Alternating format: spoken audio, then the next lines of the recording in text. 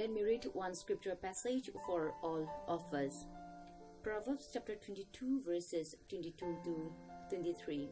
Do not exploit the poor because they are poor, and do not crush the needy in court, for the Lord will take up their case and will exact life for life. This is the word of God. In the previous video, I talked about stealing, and in that video, I said stealing is not only we enter into someone's house and took away some properties or destroyed it when the owners are not there, but the greatest form of stealing in today's context and in this present society is backdoor appointment. And now I want to speak on a topic, something which is very, very interesting, and many people may not like to hear about it. In the Bible, God reminded us in so many portions of the scripture passages like to not steal, to not rob the poor, to not exploit the poor and helpless, to not take advantage of the weak, to not ill-treat the fatherless, to not mistreat the orphans and the widows. All these things God taught us in the Bible. So as an officers and as a leader, did we ever exploit the poor in any ways? Did we ever rob the poor in any ways in our works? And even through our works, did we ever rob and exploit the poor? No, a big no for all of us. But let's check in. When we misuse the funds that we are supposed to be distributed to the poor, we are exploiting.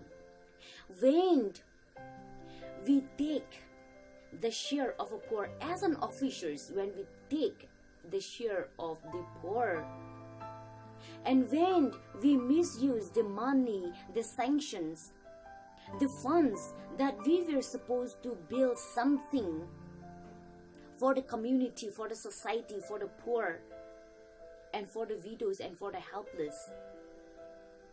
And when we deduct the money from the poor, from the disabled, from the farmers, from the widows, just by sitting in the office, that is the greatest form of stealing. That is the greatest form of robbery. That is the greatest form of exploiting the poor.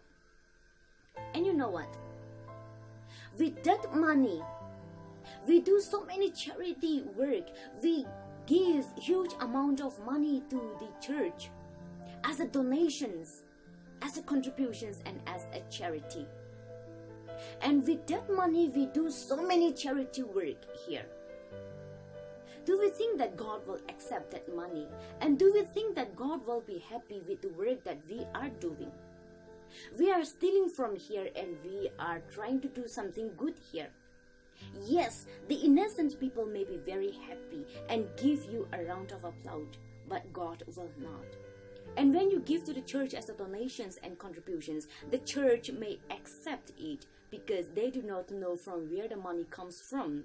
And they do not know whether your money is a white money or a black money. They do not know. So they will accept it, but God will not accept all these things. And God will not be happy because our God is a God who hates lies. Our God is a God who hates stealing. Our God is a God who hates exploiting the poor. Our God is a God who hates robberies. Therefore, He reminded us in so many portions of the scripture passages not to steal, not to rob the poor, be truthful to our works. And God will reward us at the end. God has reminded us all these things. So, doing all these things, we are expecting blessings from God. How are we expecting blessings from God? By stealing, by exploiting the poor, the helpless, the poor, the orphans here. How are we expecting all the blessings from God? Let us not play with God. Deuteronomy chapter 6 verse 16.